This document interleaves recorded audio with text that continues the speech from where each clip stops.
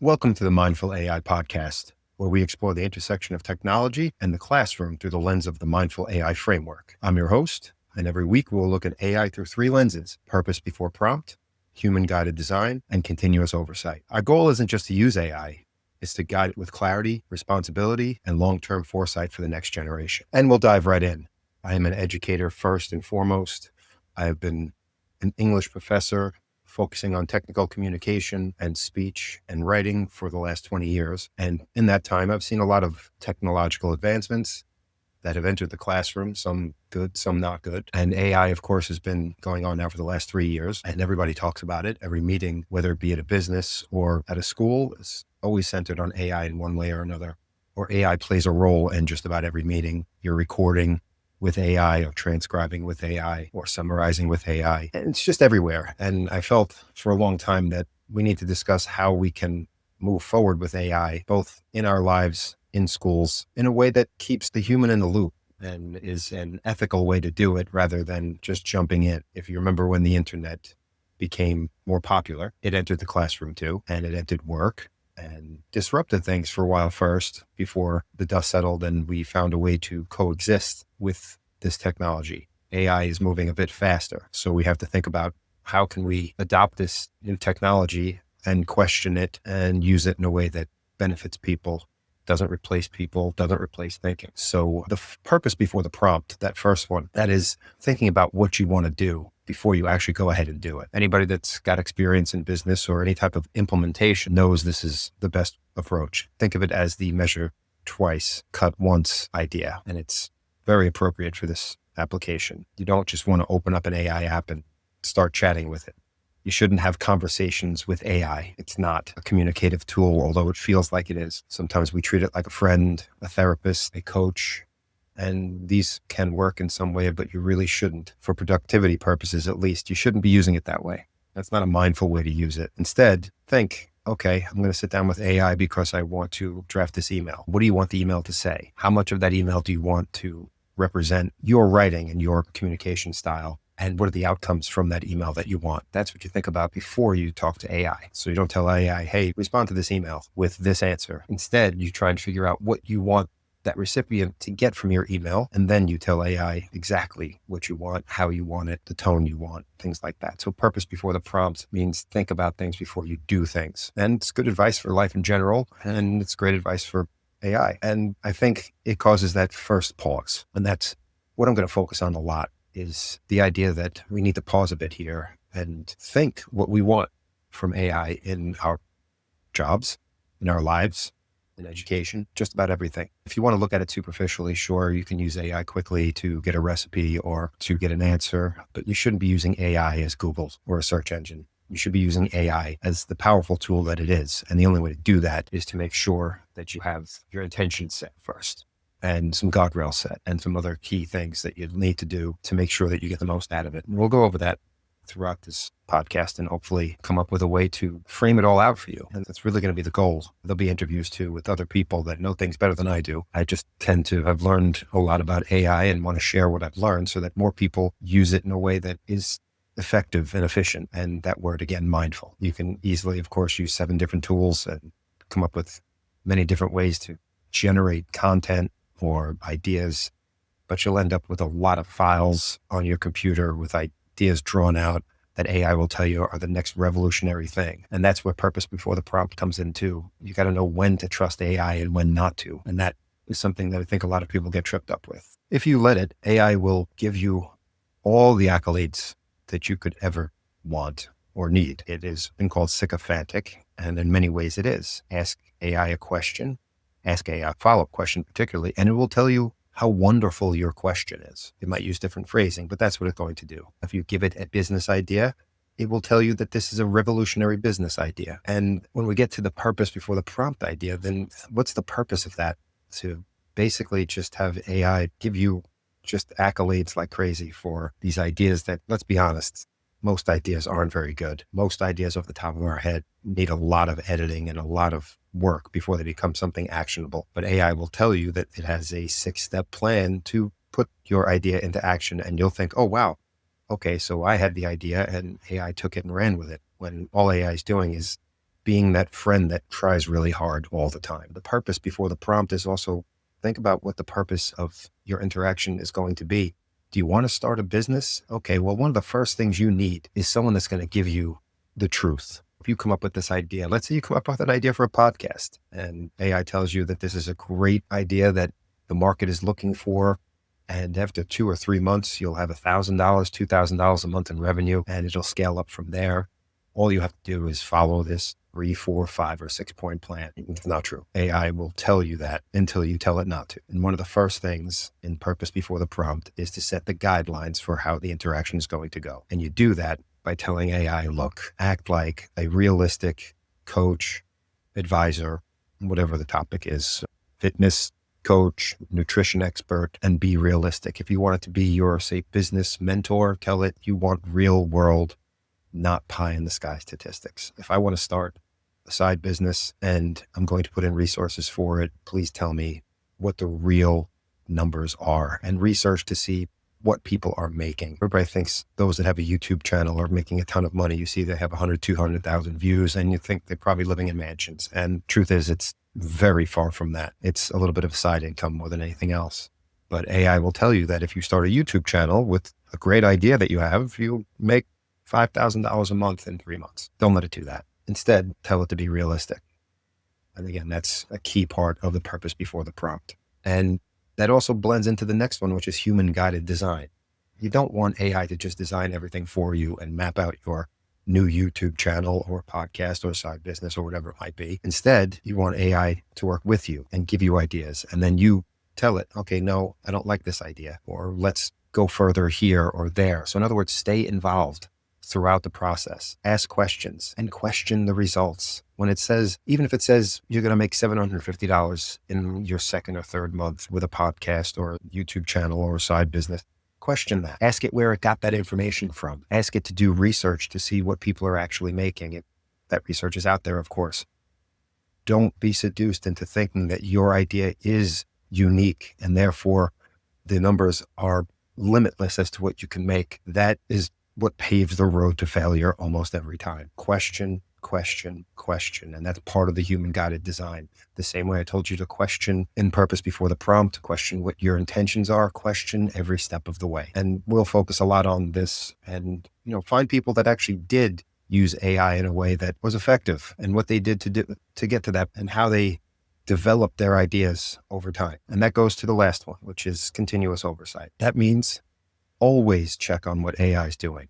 If you're offloading some tasks to AI, let's say you start this new side business and you're going to use AI to edit work, check with those edits. Don't just accept that the edits are correct. They'll be correct 90% of the time. That leaves 10% error. And that's a fairly accurate number for AI. It's not research backed. I'm not going to cite anything there, but if you do your research, you'll see the numbers pretty close. 90% sounds great. If it's for edits for manuscript, that's not so great, because you have to submit that manuscript. If it's for code, if you're going to use AI to code, it's terrible, actually. Don't speak Spanish and are learning it, and you talk to somebody who does speak Spanish, and you get it 90% right, they'll carry you the rest of the way because they'll understand the intent behind what you're saying most times. With computer code, even if it's 99.9% correct, that 0.1% will break the code. And a lot of times it'll be tough to find out where that code is. And that's what AI does. AI basically gets things almost right and makes it look like it works really well. But anybody who's done what's called vibe coding will tell you they've checked their programs. They are full of errors and full of security flaws. So AI needs continuous oversight. It needs a constant looking at. So keep that in mind as you go forward. And what I want to focus on today is really just some quick wins on how you can use AI to help you, let's say, start that side business. So the first thing is, maybe you're the type of person that has a lot of ideas and you want to find a way to take one of those ideas and finally make it something. You consider yourself an idea person, and maybe you are. I think a lot of us think that way, and I think it's a good thing. So if you have a bunch of ideas, pump those ideas into AI, but do it in a way where you tell it, look, I need you to be critical. I need you to not just tell me what I want to hear, but instead even err on the side of pessimism when looking at these ideas. Be super realistic and pick 2 of them that you think might be good side business ideas, and then let's start developing a strategy to implement these ideas. And tell it things like, I'm not good at getting started. I always come up with ideas, but they never go anywhere because I never know how to get that first step done. So help me in the early stages. Look up ways and guidance for doing this. Find experts in these fields that can help me. So write your prompts just like that. Your prompts should be long and they should be detailed. And you should say things like, I like bulleted lists when it comes to steps. And I like concrete examples of how to implement certain ideas or certain steps. So please be clear in these things. Or maybe you don't like that. Maybe you just like paragraphs, or maybe you want more graphical representations of what you need to do. Whatever it is that you think might work for you, tell AI that. Tell it what your strengths are. Tell it you're good researching things, or you're good at writing things and you don't mind sitting in front of a computer, or tell it you don't like those things, or tell it you're not good at follow-up sometimes, so you need to be reminded. Whatever it is that you're strong or weak at, and be honest about it. Don't oversell yourself, undersell yourself, if anything else, and let AI help you get through those parts that you've been struggling with. And that's how AI can work as a companion. And then once you have those two ideas, figure out yourself which one of those two ideas you'd like to continue with, and then ask it to draft a plan for you. Again, highlighting your strengths and weaknesses, tell it to act like a business mentor with experience in getting people started. And of course, be honest with AI when it comes to financial availability.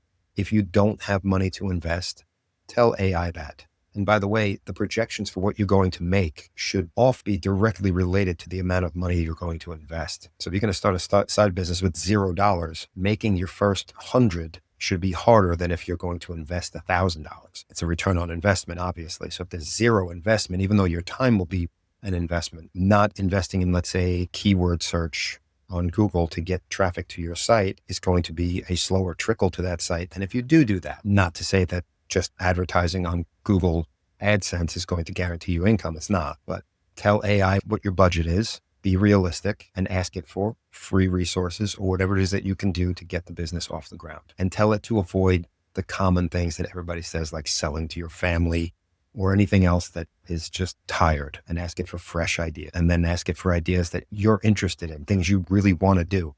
If you don't mind selling to your family, if that's what you want to do, then yeah, tell it to do that.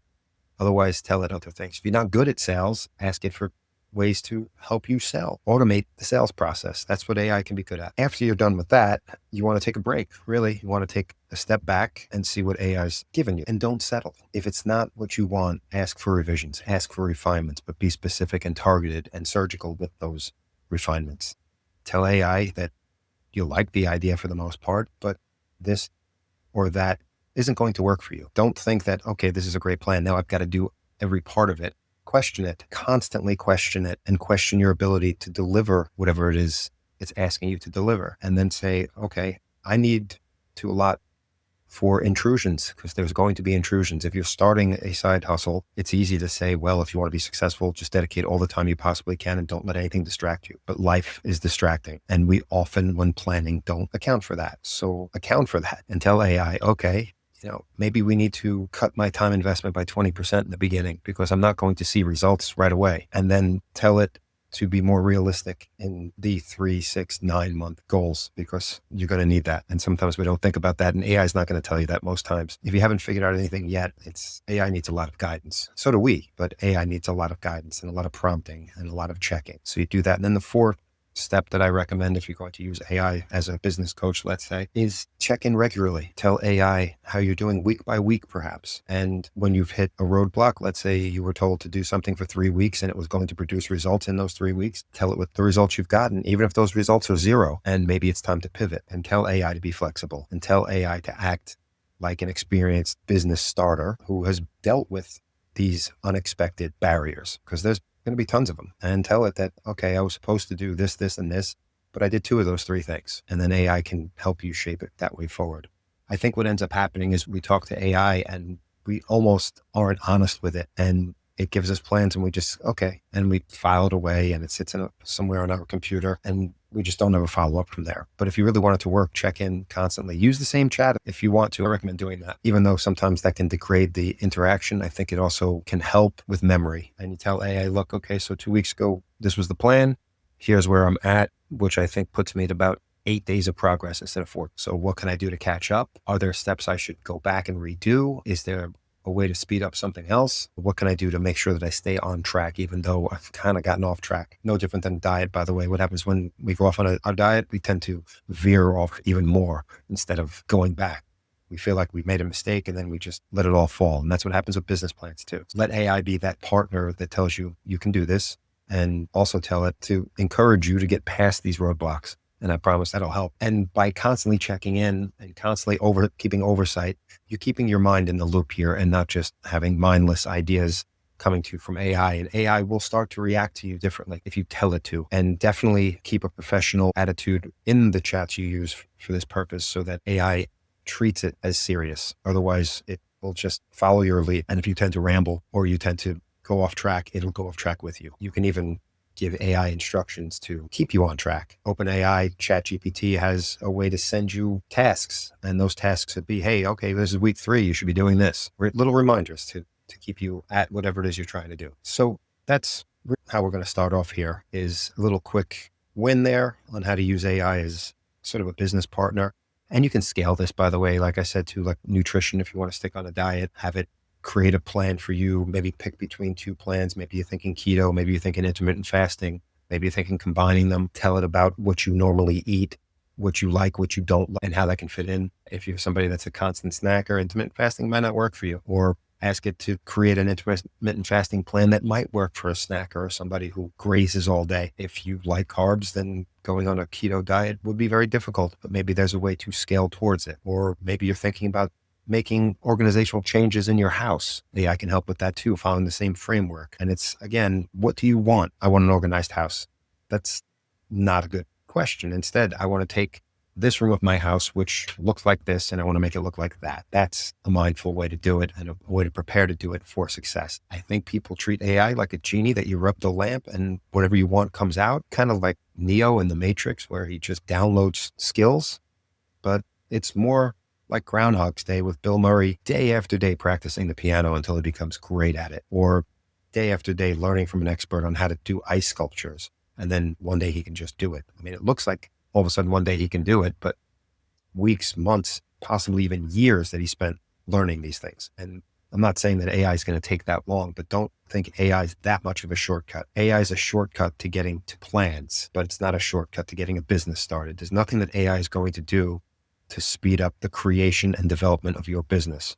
Unless your business is AI, then I would assume AI can help. But I mentioned coding before. If you want to do coding as a business, anybody who knows anything about code will know that AI can speed up the process a bit, but it cannot complete the process for you. The human has to stay involved. Despite all the advertisements that AI is going to revolutionize this or that, we haven't gotten to that point yet. And I don't think we'll be there for a couple of years. Nobody wants to fly in an AI controlled airplane. Nobody wants to sit in an automated car, even though I'd argue that an AI is probably safer than humans. Humans drive with emotion and humans drive distracted. And I would assume AI doesn't do either of those.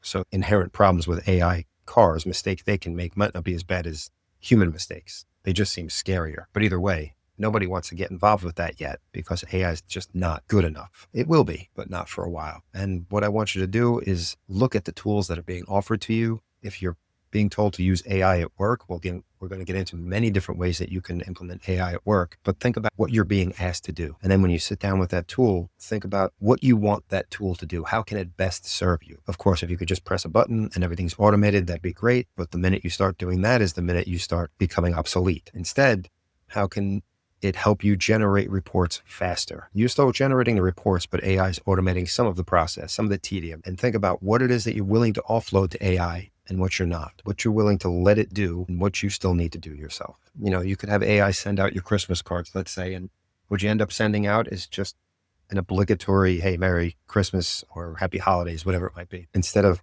that little personal note. You know, if you've ever given a gift for a wedding or a party and you just get back a simple thank you, that's nice, it's expected, but it's obligatory. When you get a specific comment on what it is you gave, that always feels a little better. And I think that's what we like to do. And I think our work should have that personal touch to it too.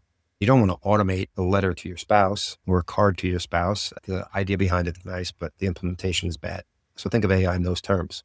Mindful, and always stay mindful, stay engaged, and keep questioning. And next week, we'll go over some ways that AI can be used mindfully at work and at school. Have a great day.